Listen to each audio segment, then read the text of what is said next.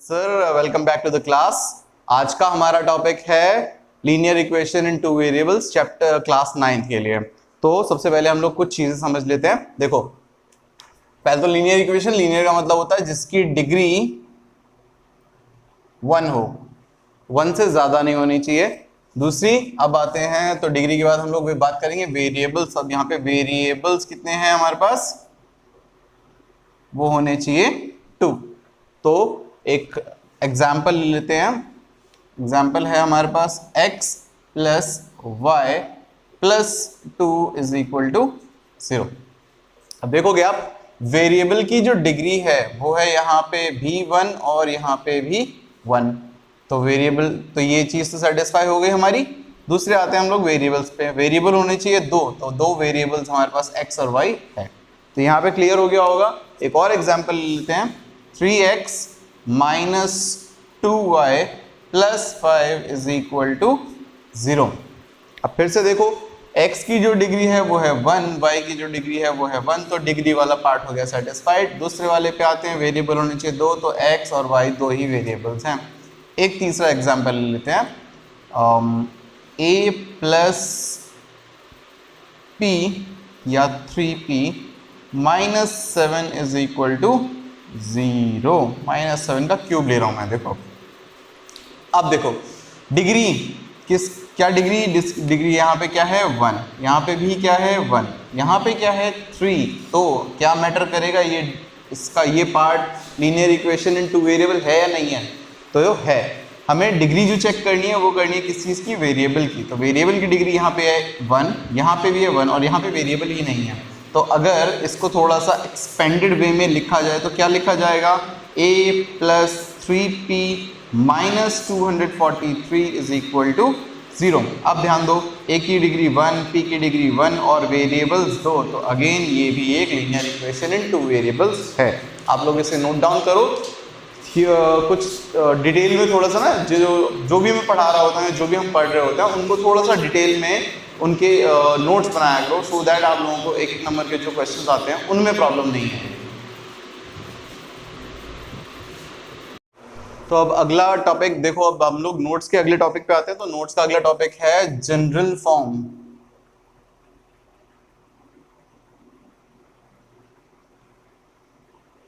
Of a linear equation in two variables. तो अब यहाँ पे क्या है, जनरल फॉर्म क्या होती है इसकी, वो होती है ax plus by plus c is equal to 0। कहने का मतलब क्या है कि x के साथ जो भी नंबर होगा वो होगी a की वैल्यू, y के साथ जो भी नंबर होगा वो होगी b की वैल्यू, और अकेला जो नंबर होगा वो होगी c की वैल्यू। तो अब यहाँ पे x का जो ये a वाला पार्ट है, ये है x का कोफिशिएंट है, तो a is a coefficient of x।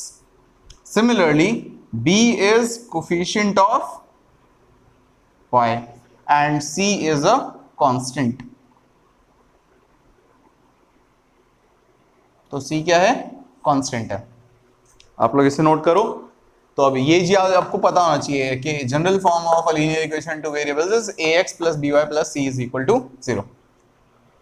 अब हमारे पास आता है कि किसी भी इक्वेशन जो आपको गिवन है, उस गिवन इक्वेशन में ए बी सी की वैल्यूज फाइंड आउट करना। तो जैसे कि एक इक्वेशन है हमारे पास 3x plus 2y plus 7 is equal to 0।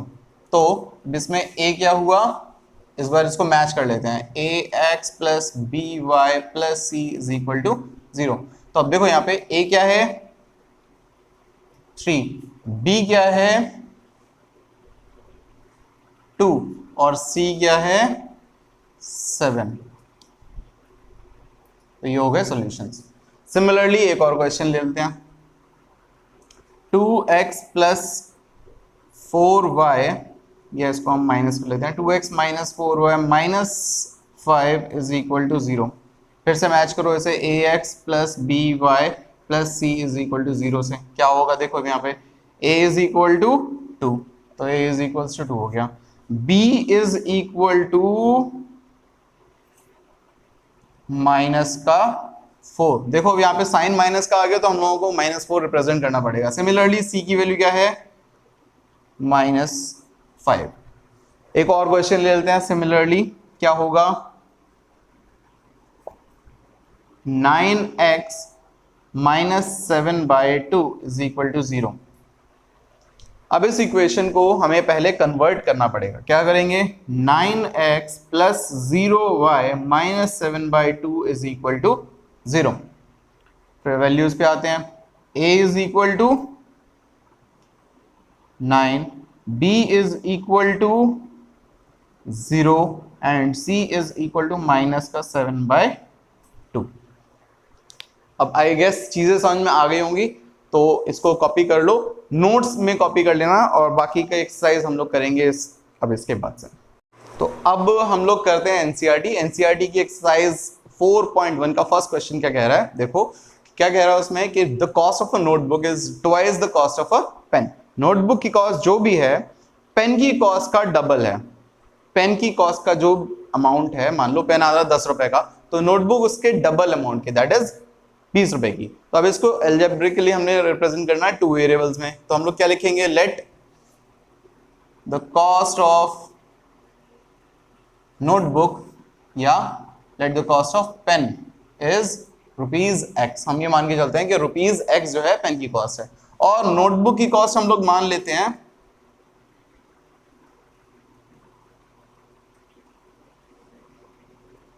Cost of notebook is ₹y। तो यहां पे देखो दो वेरिएबल्स चाहिए थे, दो वेरिएबल्स आ गए, डिग्री 1 होनी चाहिए थी, डिग्री 1 है, तो यहां तक तो क्लियर हो गया होगा। अब क्वेश्चन पे आते हैं, तो क्वेश्चन क्या कह रहा है, अकॉर्डिंग टू क्वेश्चन क्या कहा गया है कि नोटबुक की कॉस्ट पेन की कॉस्ट का डबल है। अगर पेन की कॉस्ट 10 रुपए है, मैंने जो एग्जांपल लिया था 10 रुपए, तो नोटबुक की कॉस्ट के इक्वल आने के लिए उसको क्या करना पड़ेगा, 2 से मल्टीप्लाई। अब इसको हम लोग इधर ले आते हैं, क्या हो जाएगा, या इसको इधर ले आते हैं, क्या हो जाएगा 2x, और इसको उधर ले गए तो -y इज इक्वल टू 0। अब जरा देखो क्वेश्चन जहां तक आपसे पूछा गया उतना तक नहीं पूछा हुआ है, बट अब अगर इसको हम लोग ABC से कंपेयर कर लेते हैं तो क्या होता था, ax plus by plus c is equal to 0। अब मैच करते हैं इसको, so a is equal to 2, देख रखते हो, b इज इक्वल टू, यहाँ पे कोई नंबर नहीं है, जहां पे कोई नंबर नहीं होता वहां पे 1 होता है, तो b is equal to -1 and c is equal to 0। तो नोटिस करो कि जहां पे अगर y नहीं है तो यहाँ पे मतलब वो उसका होगा कि b की वैल्यू 0 है, और जहां पे कोई कांस्टेंट नहीं है वहां पे होगी c की वैल्यू 0। सिमिलरली अगर इनिशियली आपके पास x नहीं है क्वेश्चन में गिवन, तो वहां पे a की वैल्यू 0 होगी। अब इस टाइप के क्वेश्चन हम लोग लेंगे सेकेंड वाले पार्ट में, तो अभी आप लोग इसको एक बार कॉपी कर लो, और अब हम आते हैं सेकेंड क्वेश्चन पे। हम आते हैं क्वेश्चन नंबर सेकेंड के फर्स्ट पार्ट पे। क्या बोला हुआ है, 2x plus 3y is equal to 9.35। इसको हमें जो हमारी जनरल इक्वेशन होती है linear equation in two variables की, उसको इसके कंपेयर करना है और ABC की वैल्यू सेपरेट आउट करनी है। अब देखो तो सिर्फ इस वाले पार्ट को हम लोग इधर लेकर आते हैं, इक्वल्स टू के इस साइड क्या हो जाएगा, 2x प्लस 3y माइनस 9.35 बार इज इक्वल टू 0। अब इसको कंपेयर करो ax plus by plus c is equal to 0 से, तो क्या निकल के आएगा, a is equal to 2, b is equal to 3 and c is equal to minus 9.35 के बाद। तो this is the answer. Second के सेकेंड पार्ट पे क्या कह रहा है, x minus 5 y upon 5 minus 10 is equal to 0। देखो इस टाइप के क्वेश्चन दो तरीकों से सॉल्व हो सकते हैं, एक सिंपल और एक थोड़ा सा उसको एलसीएम लेकर अगर हम सॉल्व करें, तो मैं दोनों तरीके से करके दिखा रहा हूं। देखो अब अगर इसको हम सीधे सीधे कंपेयर करते हैं ax plus by plus c, तो हमारे जनरल फॉर्म में यहां लिख रहा हूं, ठीक है, ax plus by plus c is equal to 0। अब मैच करो x के साथ क्या है a, तो यहाँ पे x के साथ क्या है, कुछ नहीं मतलब 1, तो क्या हो गया, a इज इक्वल टू 1। दूसरे पे आओ, y के साथ क्या होना चाहिए, b, तो y के साथ यहाँ पे क्या है, कुछ नहीं, मतलब यहाँ पे कुछ नहीं है, मतलब 1 है, और यहाँ पे है माइनस 1 अपॉन 5, तो b इज इक्वल टू हो गया -1/5। एंड c अकेला कांस्टेंट होना चाहिए, तो यहाँ पे अकेला कांस्टेंट है, c इज इक्वल टू -10। तो एक तरीका तो ये है, बिल्कुल सीधा साधा सा है, जो दिया हुआ है एज इट इज उठा के लिख दो, ये भी सही है और वो भी सही होगा। देखो अब क्या होता है, दूसरे में आते हैं, अगर हम इसका एलसीएम ले लेते हैं, यहाँ पे 1 है, यहाँ पे भी 1 है, तो एलसीएम लेंगे क्या हो जाएगा 5, और इक्वल्स में क्या है 0, ठीक है, यहाँ ऊपर क्या हो जाएगा 5 इंटू ए हो जाएगा, तो ये हो जाएगा 5x, यहाँ पे वैल्यूएशन सेम रहेगी y, और यहाँ पे हो जाएगा माइनस का 50। अब आप इस 5 को अगर उस साइड भेज दो तो इंटू 0 क्या हो जाता है 0।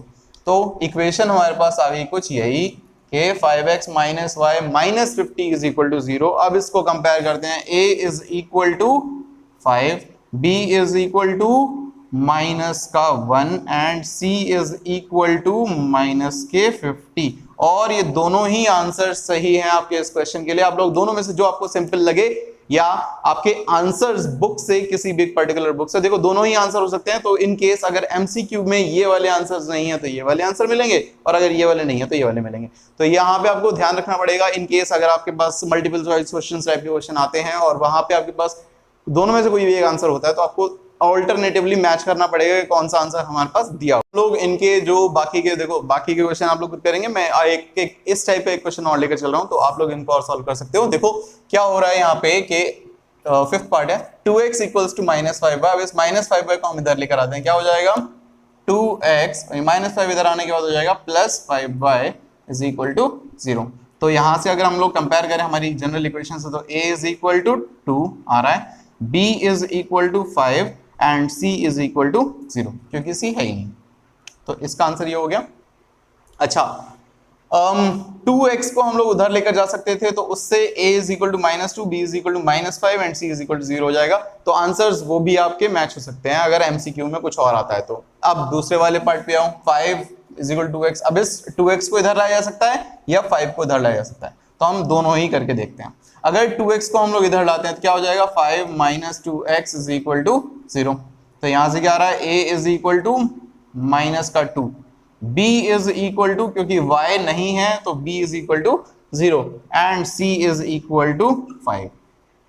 दूसरे वे में आते हैं, क्या हो रहा है उस केस में कि इस 5 को हम उधर लेकर जाते हैं, तो हो जाएगा 2x minus 5 is equal to 0। अब क्या हो रहा है a is equal to 2, b is equal to 0 and c is equal to minus 5। और ये दोनों ही सही हैं, बशर्ते अगर देखो क्वेश्चन में सीधे सीधे आता है कि एबीसी की वैल्यूज निकाल के बताओ, तो कोई फर्क नहीं पड़ता कि आप लोग कौन सा कर रहे हो। बट अगर एमसीक्यू में आता है और ऑप्शन में या तो यही है और या फिर यही है, तो आपको सोचना पड़ेगा कि कौन सा वाला पोर्शन करना है, ये वाला या ये वाला।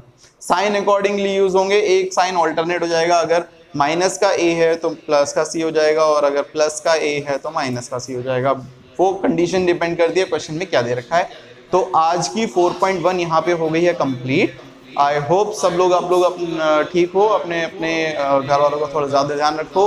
लास्ट स्टेजेस चल रही हैं, मोस्ट प्रोबेबली 3rd को कुछ एरियाज में ओपन हो जाएगा ये कर्फ्यू लॉकडाउन, बाकी कुछ जगहों पे नहीं होगा। तो अभी के लिए काफ़ी है, आप 4.1 को इस तरीके से करें और बाकी हम लोग 4.2 कल नेक्स्ट वीडियो में लेकर आएंगे। Thank you.